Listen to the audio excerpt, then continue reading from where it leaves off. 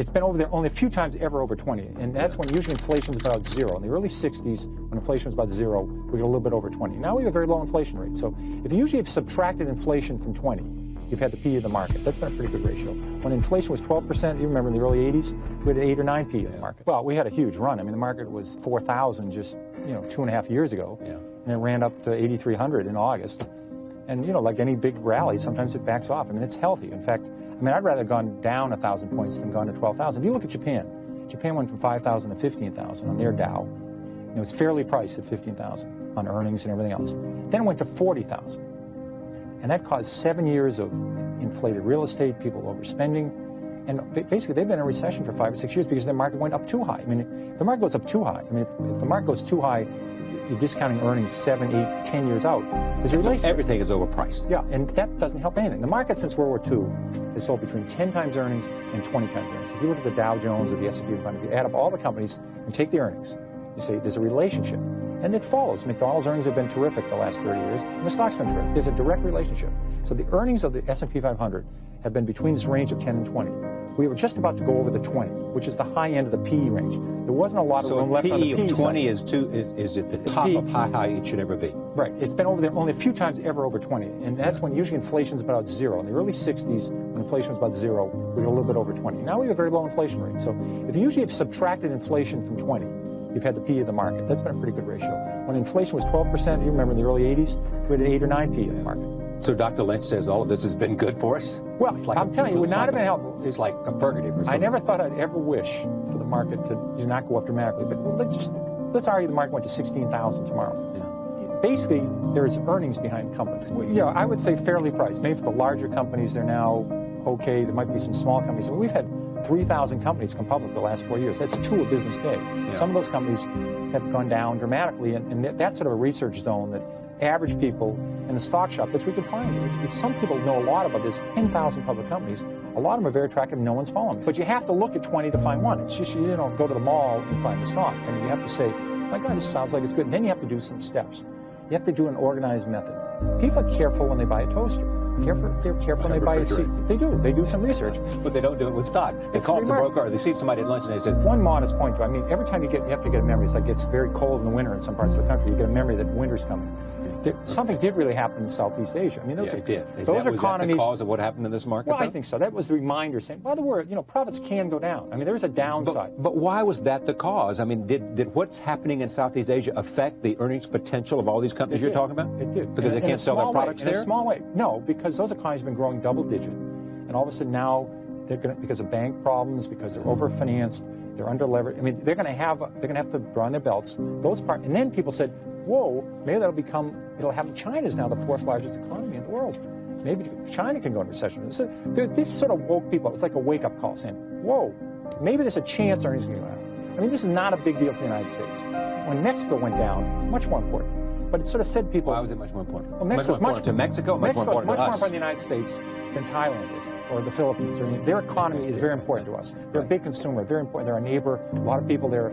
That's a very important. When that went down, that affected Latin America was more important. So the recession of 1990, but it sort of reminded people. You'd say, wait a second, there is a downside. We've had 9 recessions since World War II. We'll have other ones. One thing you're trying to do is say, of all these public companies out there, here's the company I really like. The fundamentals are terrific.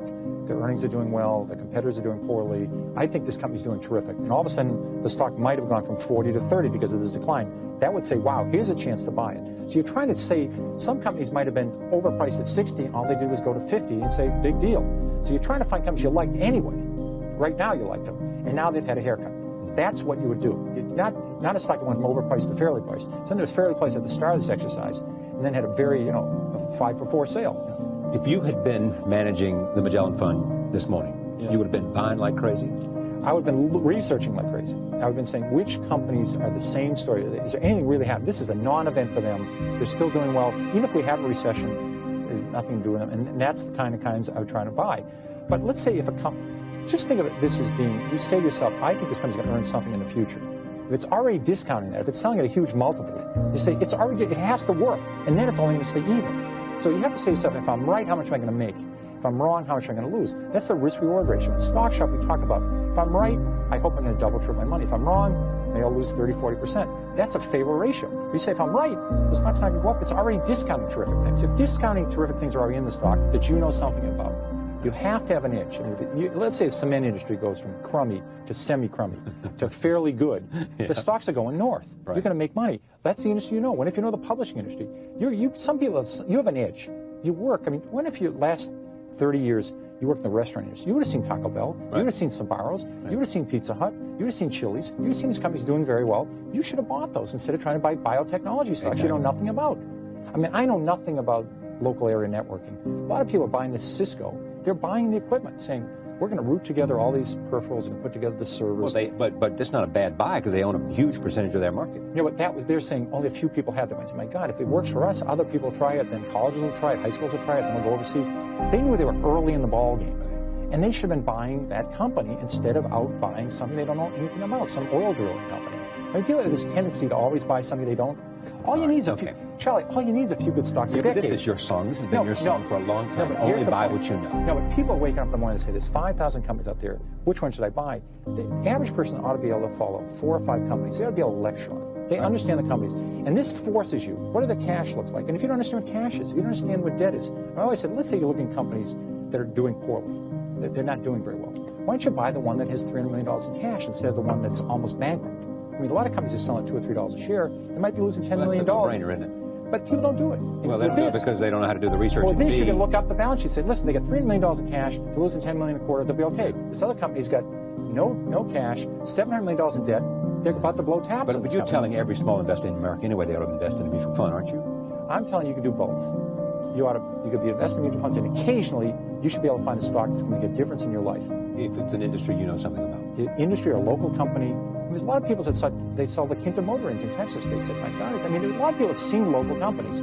Friendly's, there's been companies come along locally. The people made St. Jude Medical made a lot of money for people. What was that motel you stayed in and then you bought a bunch of it? La Quinta motor. Was that La Quinta? That's what it was, right? You stayed overnight there? And I also got advice from somebody that was a competitor to this. There's a Holiday Inn guy saying, these guys, they're killing us. They're tough. You know. So you get a lot of information. Don't throw it away. And used to be able to retire, and you get half of your last year's salary. You'd have a pension. You could rely on that. Now you have to do it for yourself. Some people are presented, they're let go, or they're early retirement, and they're given $500,000, and they say, this is it. This is your retirement, lady. You've got to take care of it now. And some people have lost all that money in options in the last 3 months. So what you're saying to people today about the future of the market over the near term is what? What's your feeling? I got to buy business. We could take a coin out and flip it. I have no idea what the next 1,000 points is going to do. The next 6,000 points is going to be up. The next 14,000 points can be up. The next 20,000 points can be up. But you don't know what the next 1,000 is going to be. Nobody could be does. Down, could be up. Nobody does. And it's futile to try and guess it. Corporate profits will be a lot higher 10 years from now. They'll be a lot higher 20 years from now. That's what you could rely on. Microsoft didn't exist 20 years ago. Staples didn't exist 20 years ago. Federal Express didn't exist 20 years ago. New companies will come along. That's what makes stocks didn't exist 20 years ago. That's what makes Amgen has 2 $1 billion drugs. They didn't exist 20 years ago. New companies will come along. That's what makes this country work. You got to keep your eyes open. Okay, is the game over in Asia? No, God, no. You can't. You know, some of these countries have a 56% savings rate. They have a high literacy rate. The game's not over. But, you know, they're gonna have to. But have they lost something? Well, they're going to have to. Some of their lending, they get carried away. They're going to have to, step back, figure it out, and go ahead. It's certainly not over in Asia. No way.